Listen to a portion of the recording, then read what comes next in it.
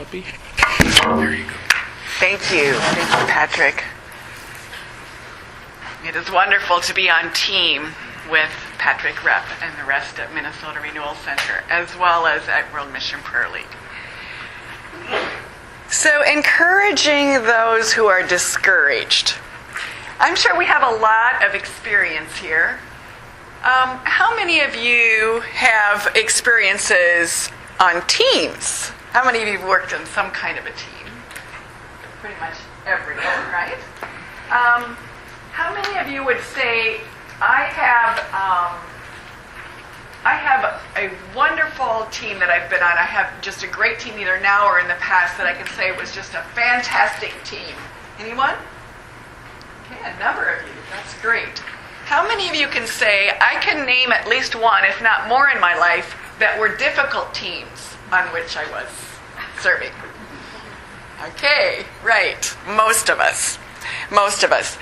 And how many of you, when you have been on a team, or maybe after you finished the team or were helping the team, had someone come to you and share with you a specific difficulty they were having with someone else on the team?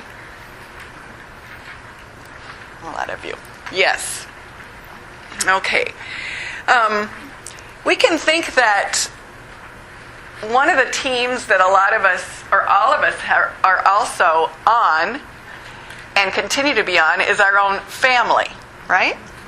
Our family of origin, and probably our current family, if we're married, have children, or the people we're living with in our household are kind of like family. So all of us have experienced teams, and all of us in some way experience dysfunction of a team, right? When someone came to you then, when someone comes to you and tells you something that's really bothering them of another team member or on the team as a general,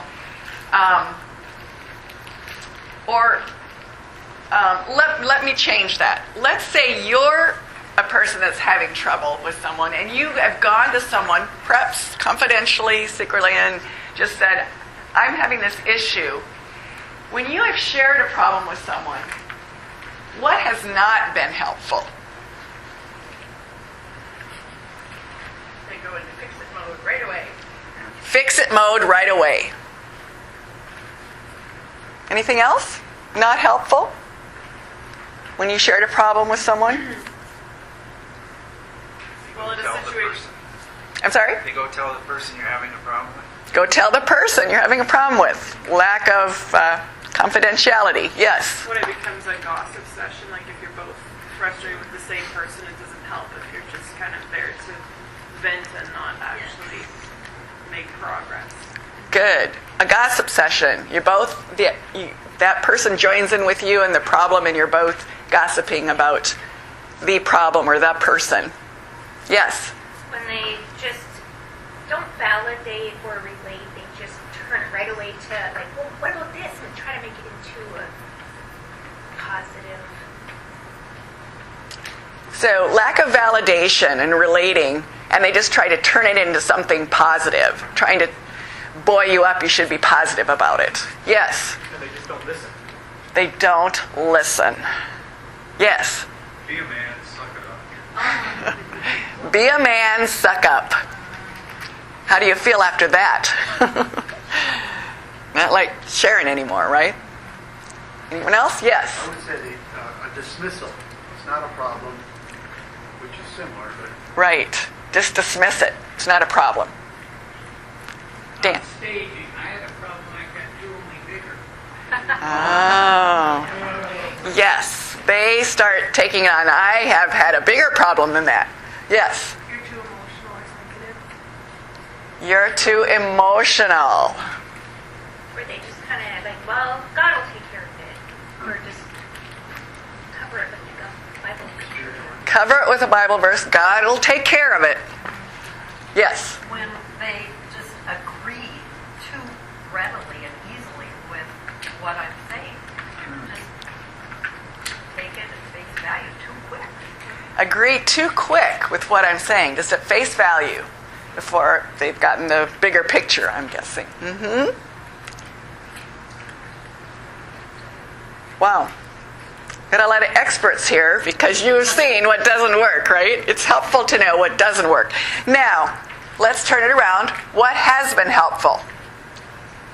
When you've gone to someone and they've been helpful to you, what was helpful about it? Good questions. Good. I think good questions. Good questions. Have you talked to the person about this issue? Okay. Encouraging them to go talk to that person. Take time to draw me out, to understand more. Yeah. Taking time to draw you out to understand more. Yes. And on that, like, seeking why you're frustrated with them or why you're upset with them, finding the actual root issue behind it. Finding the root issue. Why are you frustrated with them? Excellent. Empathy. Empathy. When I really feel like someone understands how big of a problem it is that I'm facing. Okay. Empathy. Why is it so big? What are you helping understand their feelings? Yes. When they give me their full attention, like that is just such a blessing. Like right off the bat, when they're just focused and want to like put themselves in a posture of really being attentive. Like, that's just such a blessing right off the bat. Being really attentive, putting themselves in a posture of being attentive. Yes. When they say it, like, well, how can I help you? Or what can I do?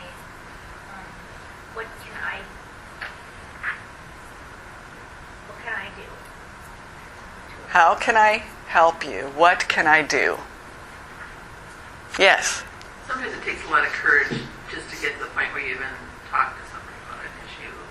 And I was part of a team in England where the answer was always a spiritualization of everything. It wasn't, it seemed like people in the world had more sense than those in mission, It's just kind of a denial of sometimes basic human things where, especially if the leader's abusive, just to go with the path that's there, because it's less resistance and just smooth over what may be problems for the greater good, quote unquote. Right. So sometimes it's very difficult to go to talk to someone. You maybe have an abusive leader. It's difficult to get around that, or you're fearful of it, or you might just get spiritual answers instead of recognizing the human aspect. So yes, very good. You're not dead to self. You're not. You're not telling you're not dead to self. You're not dead. If you tell, then something is wrong with you. Great. Excellent. You all are, I think you know how to encourage. But, or between us, let's look at factors that we've said some of this, and you've heard some of this in some of the sessions, and I don't know, I might have to have someone go back and actually advance this. Okay. Just a minute here. Let me try one more time. Ta-da! Good. So first of all, we're looking at how to encourage those who might come because they're on a difficult team. We want to apply a lot of what you have seen and shared to all of this. And we've been talking a lot at this conference about those who have difficulties on the field, and some of this has already been shared, and some of it is probably experiences you've had. But it's good to look at what kinds of things bring about difficulties on the team, and it's helpful for those of us who are going to be the listeners and the helpers, the safe people that someone might come to, maybe your missionary if you're on the support team, they need somewhere to go, some safe place to go, because they maybe couldn't go to someone on their team at that time, or they didn't have the courage to. So it helps to get a good background of understanding what might be some of the difficulties. And some of you have served and have had these experiences already. As has been mentioned, teams today on the mission field, for the most part, are multinational. multi-denominational and multi-generational. So, could that create any difficulties in understanding or how to do things on a team? It's no longer just when I went to Ecuador, we had a large mission team from my mission that were there, a number of people. We were doing different things, but we came together weekly and helped pray for one another, support one another, hold each other accountable. We were from the same mission, from the same country at least, all from the U.S. at the time, and had common goals. Yes, there were certainly difficulties on the team, but it wasn't as multifaceted as today's teams. The teams that go out with World Mission Prayer League today, for the most part, we send out people to unreached areas, Asia and Africa more than Latin America, and most of them are working on these kinds of teams. Very multi-ethnic, multinational, multi-denominational, multi-generational teams with lots of different experiences. So that in itself is going to cause issues, and it's good for those of you who haven't had the experience overseas to be aware that there's going to be aspects that maybe you need to read more about, or maybe just be aware of questions you can ask to help them think about the aspects of what might be getting in the way for them, what might be making things difficult, or just normalizing. My goodness, of course you're having difficulties. Not only are they working cross-culturally with the people they're working with, wherever that is, but they have such cross-cultural issues and differences, and all this to learn right on their own team. What else? There often are very strong, opinionated people on the team. Is this any surprise on a missionary team? What kind of people generally tend to get overseas to these remote or very different, distinct areas? What do you think? Are they going to be the weak, timid people that are going to go for the most part? No, it's going to be strong people. Strong personalities, strongly gifted, and with their own ideas, opinions, experiences. What happens when you get a team of strong, opinionated people? Explosion! Issues! Yes, of course. Again, another reason to normalize. Yes, there probably are. Of course there's issues on your team. It was already alluded to by Laurie that there's many bosses. There's many different people. Who do you answer to? Which expectations do you follow? All of this brings stressors. All of this can bring all sorts of turmoil within the team as well. Different people on the team might have different loyalties to different people in different countries from different backgrounds. And you can imagine, this happens, of course, in any ministry. There's way too much to do and too little time and too few to do it, right? Lots of stressors. When we're under stress, what happens? Are we showing the best of ourselves when we're under stress? Not usually. That's when any one of us can break down. Why are there more issues sometimes at home?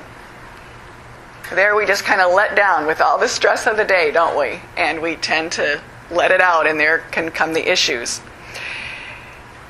Work expectations are different for different societies. Okay, you have multinational teams coming with different work ethics, different ideas of what is it that's expected of you, what should you be doing, when do you rest, do you have margin time or don't you, do you work continuously, do you only work certain times, how much are you expected to get done, different expectations.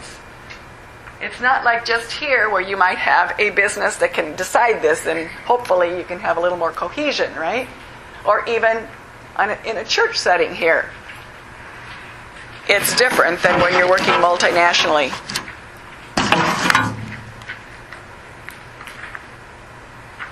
Then you have team members who are comparing themselves to others.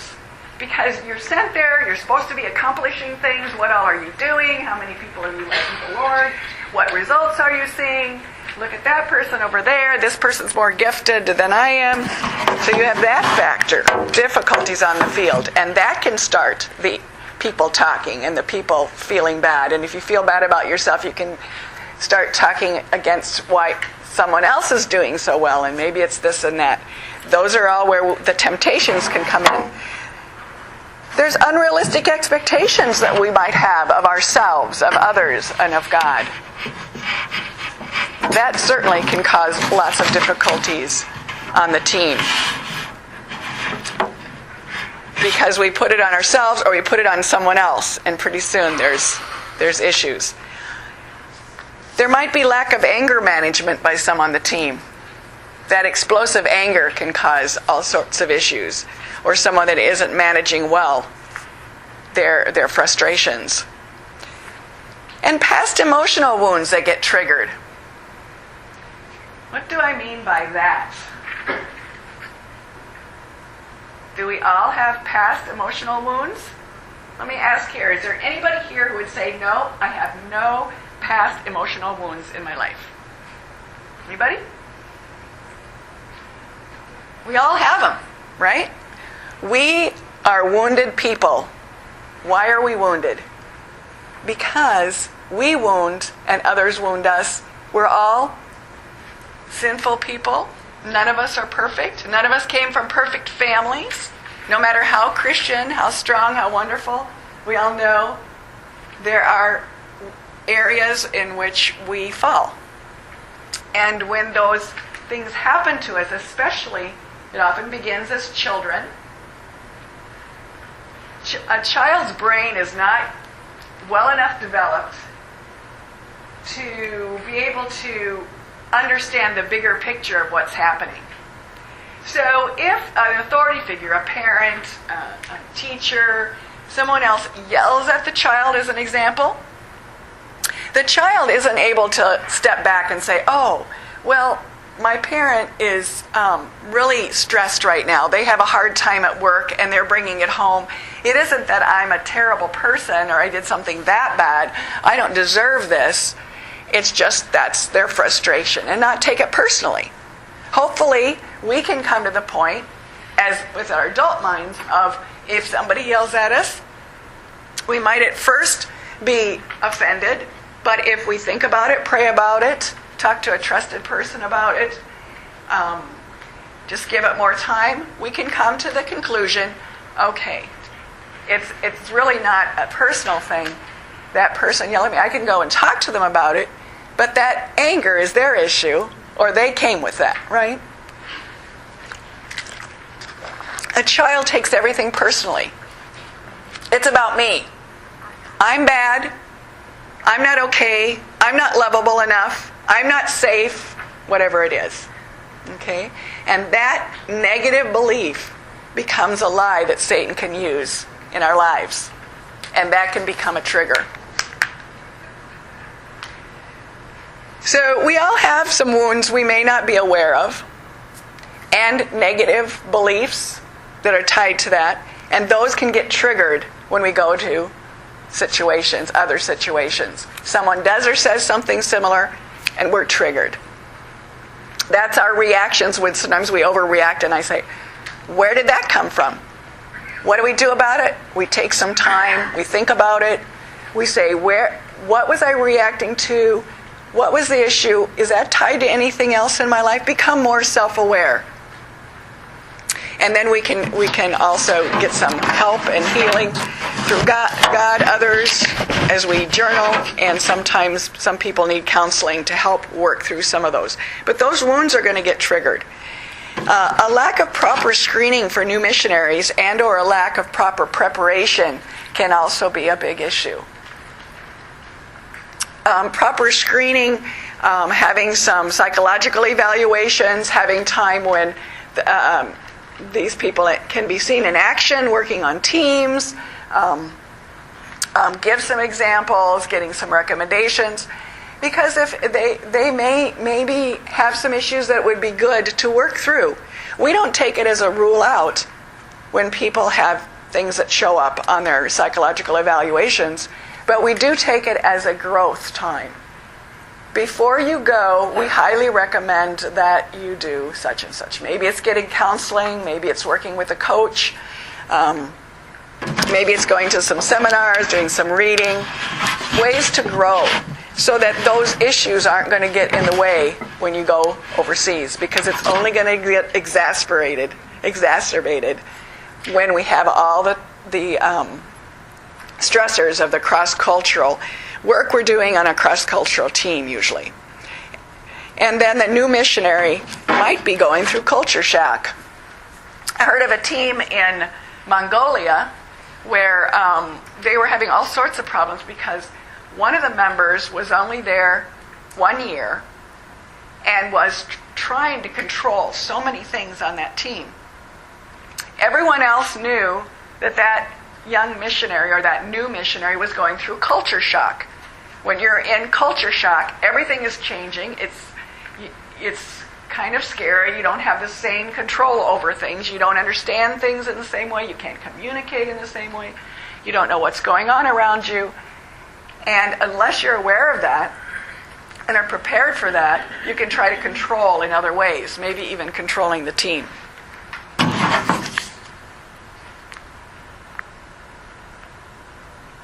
So you've given a lot of these ideas, but let's just talk about them a little bit more. If someone comes to you from a difficult team situation, or let's start with this, how can you become that? If all of you came to this session, my guess is either in some way you're already involved or want to be involved in being an encourager for the people on the front lines, for the missionaries that are going overseas somewhere, serving cross-culturally.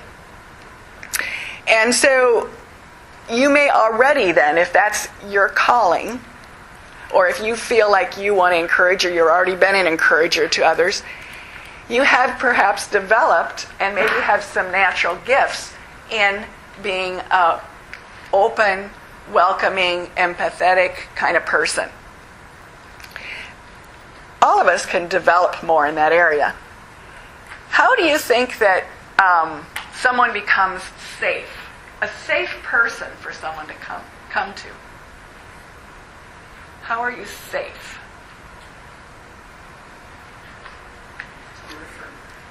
You listen. Right. You just accept them. And you accept them. Right. You can keep a confidence. You keep a confidence. Essential, yes. I was going to say you earn their respect of being confidential. They know they can trust you. You earn their respect of being confidential. They can trust you. They learn they can trust you. I like your words there in your paragraph. Be safe first. So it starts with your own being. Yes. Jesus taught us that, didn't he? Take Right. that log out of your own eye first, and then you will see clearly. And that's why therapists need to go through therapy before they become therapists. That's right. He likes be a safe person. It starts with us being and doing our own work so that we then can be that safe person, that welcoming, that compassionate person for someone else. Yes, like Jesus. Jesus showed us. And Jesus said that, didn't he? Take the log out of your own eye first. Someone else had their hand up, I think. Yes. To a large degree, be unshockable. Excellent. Be unshockable to a large degree. How do you develop that? You might hear stories you've never heard before. What do you do with that?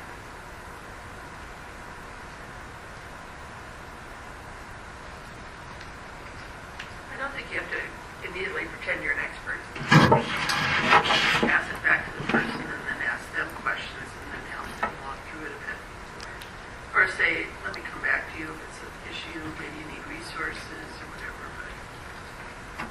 You don't have to pretend you're an expert. You don't have to have an answer for You don't have to have the answer. Very good. So the safe and welcoming person, 1 Peter 3:8. Be sympathetic, love as brothers, be compassionate and humble. Don't have all the answers, humble. And compassionate listening. It's asking good questions that are open, inviting, wondering, and clarifying.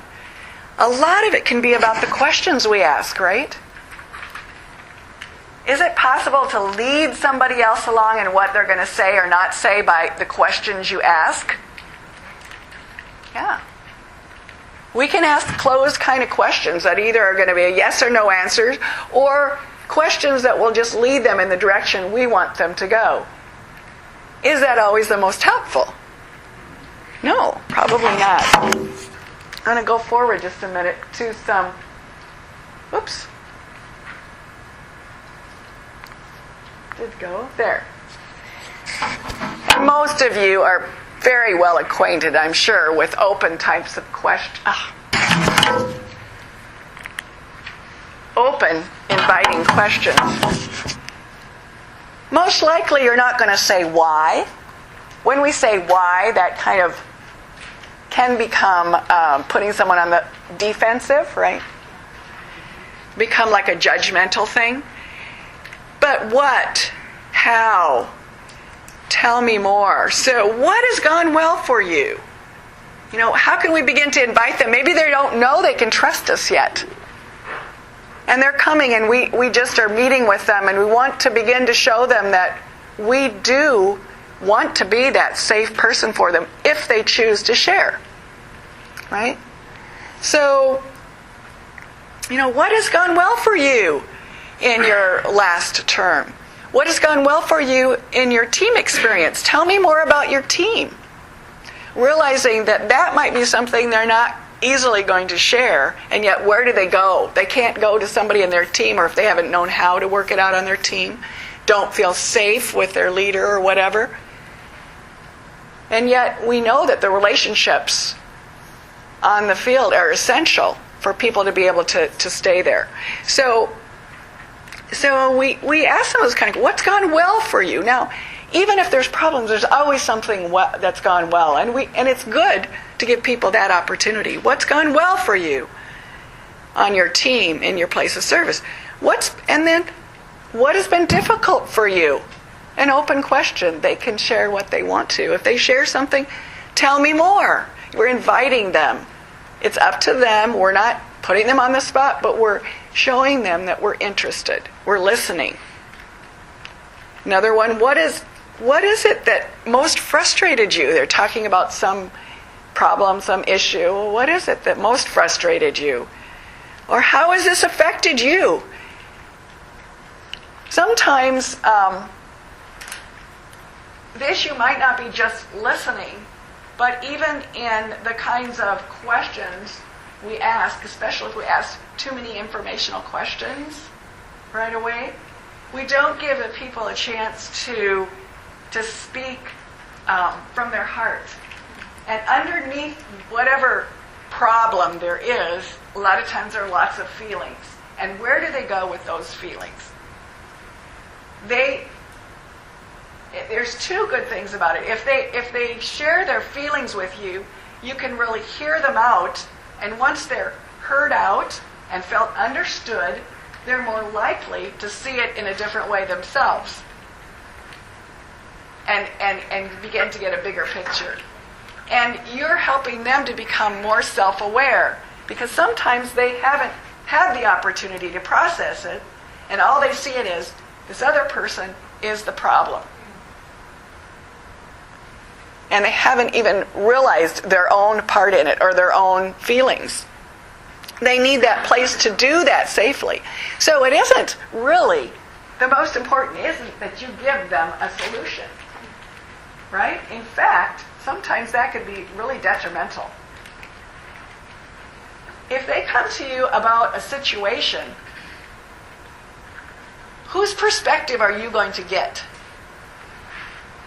Just theirs. One side of it, right? You're not going to get the bigger picture. And so to come up with a solution for them, understanding just a little bit of it, may be very detrimental because you don't get the big picture. That's their perspective. And we all know that we're limited in our perspectives, right? All of us are. Our perspectives are colored by our experience, our personality, our other wounds, so many things. So we're not getting the big picture. And so they're not coming to you to give them the answer. They're coming to you to hear them out and understand them and help them in their exploration, right?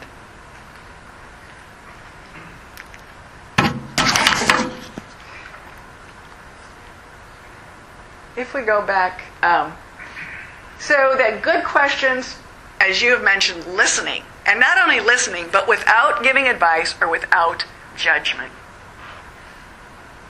And even if we don't say a judging thing, have you ever talked to somebody, maybe they didn't even say anything critical about it, but you could tell that they were judging what you said, that it wasn't safe? Their bodily reactions, the way they looked at you, the way they responded in their facial expressions. So if you're going to be a safe, non-judgmental person, you really need to work on that and pray that God will help you just to listen, to not judge, because you don't have the whole idea.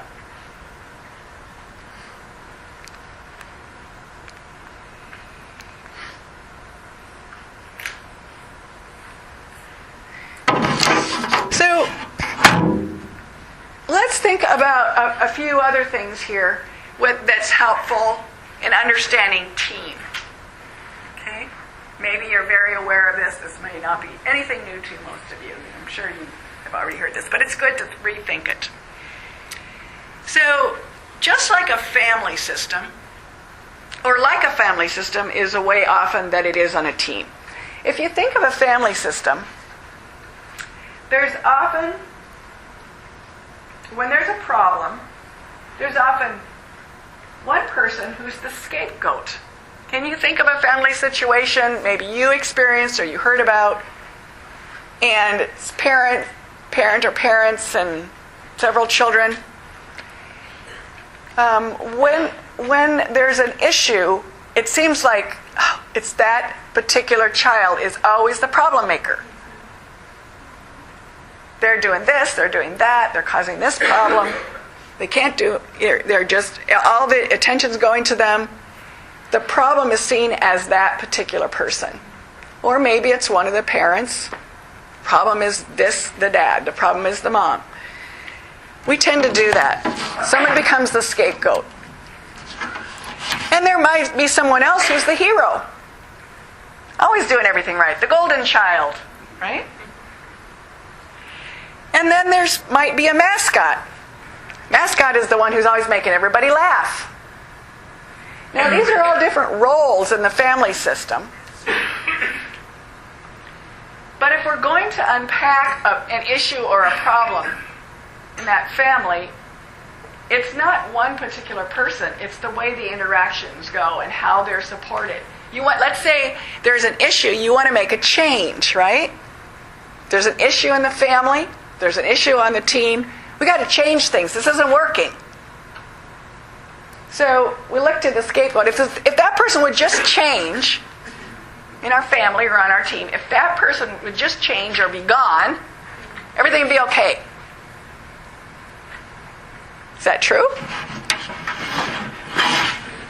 Because it's a system. It's all, and there's a reason that this person, often they'll say like a child who's the scapegoat, often is acting out, or can be acting out, problems in the bigger system.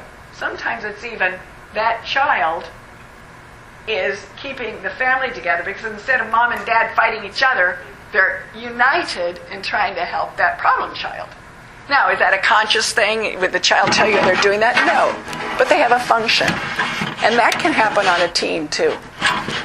And so just looking at just the other person as the problem and change that person is not going to change the issue that there's probably a lot more going on in that team. A lot more going on in the family. We need to look at the bigger picture. So it's more in relationship interactions. It's not deficiency in a person. And you've already heard from Patrick this morning from what the video said and what Laurie said, but conflict is inevitable, and conflict can be a good thing if it's resolved in a healthy way. And if there's lack of conflict, that doesn't mean it's a good thing.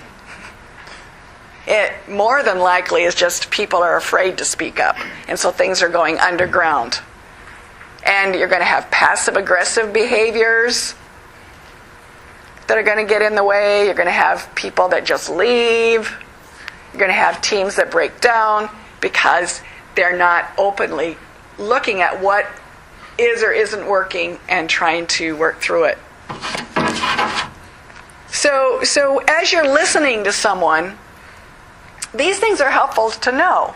They may see someone else as the problem, or maybe they've been identified as the problem on the team. And it's good for you to help them say, when there's a team, it's never one person. There's probably a number of things going on in the team. And maybe there's a mediator needed or something, but to help them realize it's not just one. And then to help them see others' experiences and perspectives. That isn't necessarily telling them, you got to look at what about this person? What do you think they're feeling? That's not going to help. But in the way that you ask them openly, when has it worked better with that person? Or what do you understand about the background of that person? Or what do you think that person might be feeling in this difficult situation?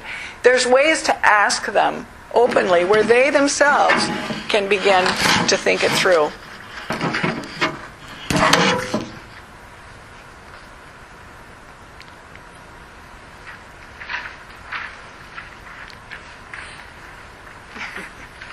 This just wants to jump.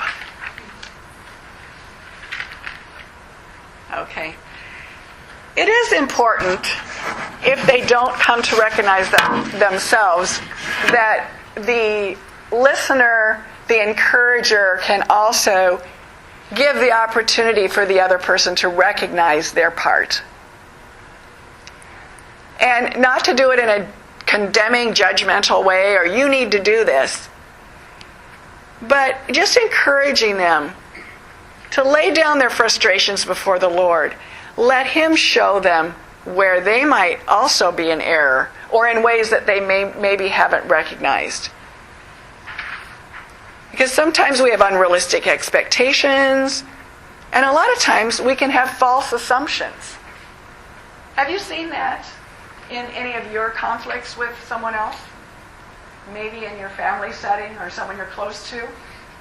Even if we know them really well, are we inside their head?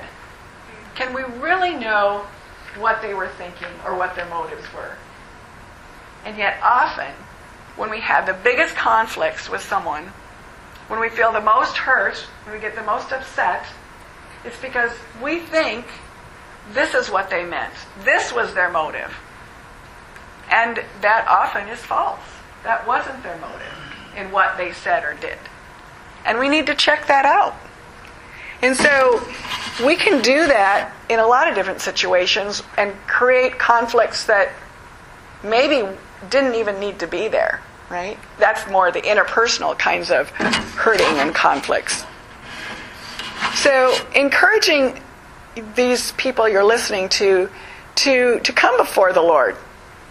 And that's their own personal, not telling them, encouraging them, and challenging them to own and repent their part in it.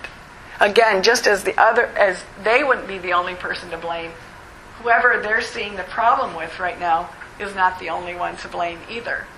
It's never just one. And so encouraging them to see their own part in it.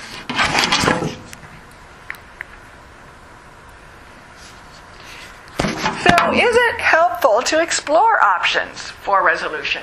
We talked about the importance of listening and being that safe person.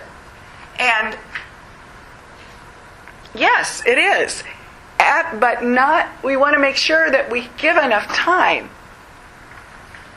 to the listening and the caring first and prepare the way. Some of you mentioned that it wasn't helpful when somebody just gives the solution. And that's true. Just somebody telling you what to do, often it's a yes but, right? Because they haven't heard us out, they don't really understand the situation. So that isn't what we want to do, but can we help them explore their options? Yes. There's a very important part of being an encourager. Really giving them the time and giving them adequate opportunity to receive understanding, acceptance, encouragement, letting them talk about it freely in that kind of relationship. And obviously we have to remember, as I said before, that we are the outsider, unless we're right on part of that team, of course, but even then, let's say you're back here, you're part of a mission organization, you're part of your church, supporting church and the mission committee. You can't know all the details. You want to get as much as you can from them, but you always remember you only have one side of it. So yes, we can. When we've given them sufficient time. Oh. Okay. There we go. When we've given them sufficient time, we can help them explore the options. How do we go about that? Again, we don't want to say, well, have you done this? Have you done that? Maybe you should do this. Again, that shuts them down. This is their process. You want to help enable and empower them to think the options, right? They understand their situation best. And so you ask them first, well, what have you tried? What have you tried? Did it work? So you get from them, first of all, what they have tried, or it could also be, what have you thought about? Maybe you haven't tried it yet. Could that be a possibility? And then you want to help them explore new options, because sometimes they're so stuck in it's either got to be this or this, and that doesn't work. So there's no way. So I just have to leave, or they just have to leave, right? So what might be some other options? Is there something that you haven't even thought of? Is there something creative?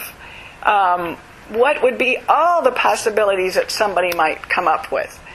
And maybe there you might suggest some options as well that come to your mind, but only after you've given them a chance, and then you'd say, this might be another option. Let's just brainstorm all the possibilities. And then you help them explore the benefits and challenges of each one. Okay, if you did that, what would be the benefit of that? Okay, what would be the challenge of that particular option? And going through each one of those. And, they might come up with options like, maybe they'll say, well, I could get on a different team. I could leave the country. I could leave the mission. But it also might be maybe getting more training in some areas. Maybe interpersonal skills, or maybe the area that they're working in, or maybe there's some lack of training in some areas. Maybe it's actually confronting team members. Confronting meaning in a healthy way. Not, we think of confronting like, hey, you're doing this. But just coming to them and saying, I feel this way when you've done such and such. I really would appreciate if we could work it out, or if I could understand better what's going on. And so maybe they need to, that would be something that you would want to ask them. Have you gone to that person? That was what somebody else brought up. Have you gone to that person you're having problems with and tried to talk to them? How did that go for you? In Romans 12:18, it says, if it is possible, as far as it depends on you, live at peace with everyone. So in order to live at peace, have you gone to that person? Have you tried? We know the Matthew 18 way, right? Go to that person individually first, or try to.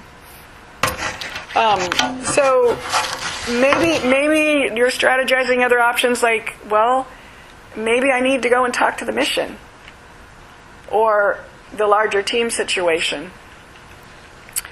How about maybe you strategize applying forgiveness or setting better boundaries. Maybe not taking that dysfunction so personally. Maybe it is a bigger systems issue and they're taking it so personally. Maybe they need a sabbatical. There's many different kinds of options they might come up with or that you might help them look at. And then, once they look at the benefits and challenges of the most realistic ones, strategizing. How do you carry out how would you carry out such an option?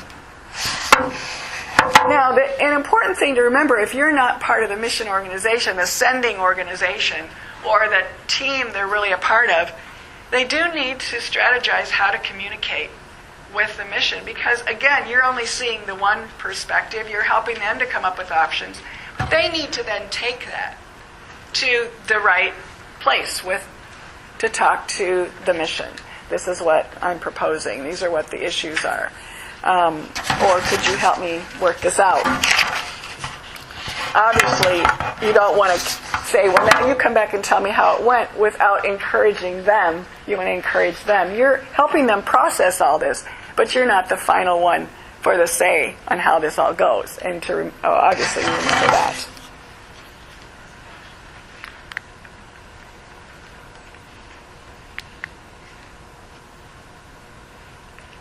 Where are we here? Okay. So we want to there we go. So we just want to, I realize I'm not leaving time for questions here. Let's just quickly, I think we've talked about a lot of this, but really, really important things, of course, without even saying it. Pray with the missionary and for the missionary, for the person that's coming and talking to you. And yes, you can share some of your own struggles, but we need to be careful with that. It needs to be only in a concise way when it seems like it might be impactful for helping them to come to another conclusion or helping them to understand they're not alone. It's not that we don't share anything, but we have to be careful with that because sometimes we can end up turning it or making them feel they're not understood, or you think that it's just like that and it's not. Or just taking it over and they stop talking. So I think that has to be done very carefully. We want to encourage them to bear with one another. Maybe it isn't this big thing that they have to go and confront. Maybe they just need to learn to bear with and extend a lot of grace. Be completely humble and gentle, Ephesians 4:2 says. Be patient, bearing with one another in love. How can we learn to bear with that more difficult person? Colossians 3:13, bear with each other and forgive whatever grievances you may have against one another. And, of course, we remind them, who's the enemy? Is it that team member that's so difficult? Yes. Yes. Often, if we hold on to it, yes, thank you, Patrick. If we hold on to this and we don't work it through, if we don't encourage this person to recognize what's going on inside of them, recognize what's going on in the team, talk about it, let their feelings out, begin to look at the options, and so forth. If they don't have anywhere to go with that, it builds up, doesn't it? The story starts building in our minds. Well, this person did that, and they did, and then now they're doing that, and the anger and the frustration start building, and pretty soon, who becomes the enemy? Right? So they have an enemy. We all have an enemy. And guess what? He's in there to destroy teams and families, isn't he? Because then he can destroy God's work. Just like we heard last night. The greatest example is look how they love each other. Look how they work through their problems, because we all have them. Challenge them to be part of the reconciliation and not continue to contribute or not contribute to the problem. and encourage them to pray. What happens when, in your own lives, when you started praying for somebody you had difficulty with? Did it change your own heart? And, of course, God can work in the other person's life and makes changes, but a lot of it is what He does in ourselves, right? Challenge them, as we said, to go to that teammate and try and reconcile if they haven't done so. Now, sometimes it's very difficult, and that person, they don't feel that it's safe to do that. They may need a mediator. Then encourage that mediation process. Encourage the mediation so that there's not anger that builds up. So there's not record of wrongs. Refer them to member care people of their own mission, and even a professional counselor is needed. Sometimes people are really stuck in it, or they have way too much, and they have maybe way too much in their background, maybe some abuse, some trauma, maybe some deep wounds that are getting in the way of them being able to move forward. And if you sense, don't ever be afraid to refer them. You may want to go see a counselor or a coach or a prayer minister. And please share this do you have a member care person in your mission? Because they can also help you. And the last thing here is confidentiality, and that's what's really mentioned. If you're going to be that safe person, if you're going to be that encourager of the discouraged, which is such an important ministry. I'm so glad all of you came, because obviously you feel a calling to that. And our missionaries need more people that are praying for them and that are listening to them and caring for them, and safe people. And to be safe, we have to know how to guard confidentiality. The only time that you would want to break that is if they're in danger to themselves or others and they're not willing to tell anyone else. If they're suicidal, if they're making threats because they're so out of it, of hurting someone else, yes, and then you go with them and you encourage them to go and tell someone else. Or sometimes you might have to reveal it if they're refusing.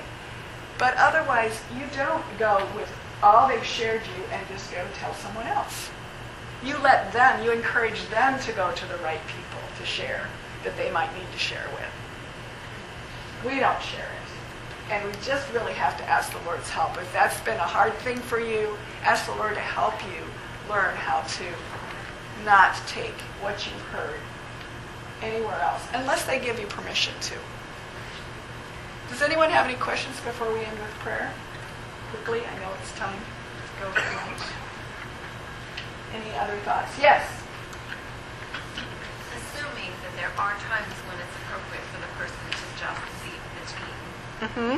How can they know that? When there are times to leave the team? And how do you know that? How do you know it? Besides to pray about it. Right. Not besides, but in addition to. Mm-hmm. Mm-hmm. Yeah, that's a good question. And that would be something that you may want to encourage them to go to their the mission, go to the sending organization, and talk with them about it. You would probably want to make sure that they have they tried these other options first. Or is this just the first thing? Well, then I'm just going to leave. Because just leaving and taking all of that with us, what happens? We carry it to the next place. All those same feelings, all those same problems, we haven't worked it out yet. It doesn't mean that maybe it will be time, maybe they will be leaving at some point, but they want to work through these issues first, so they leave at peace, and they don't carry these same issues and problems and feelings to their next situation. God may be wanting to teach them something in the situation, whether it's actually the time to continue or not. They want to make sure that God brings all the learnings and all the victory, and as much as was within them to bring reconciliation before they make the decision to stay or go. Anyone else? Okay. Let's end with prayer.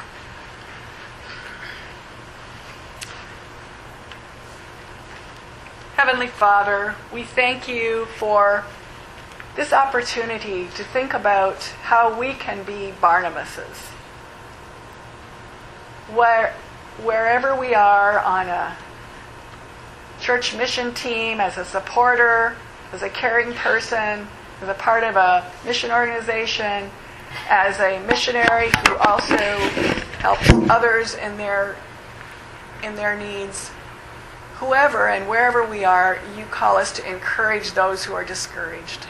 Father, help us learn to be those safe, welcoming, open people that don't judge, that listen, that have compassion, and who then also encourage others to recognize what's going on inside of them, where that might be coming from, to recognize the bigger perspective and others' perspectives, to recognize their own part in it, and then to explore options and to receive hope and encouragement. Thank you, Lord, for each person here and the important ministry they're calling them to. In Jesus' name, amen.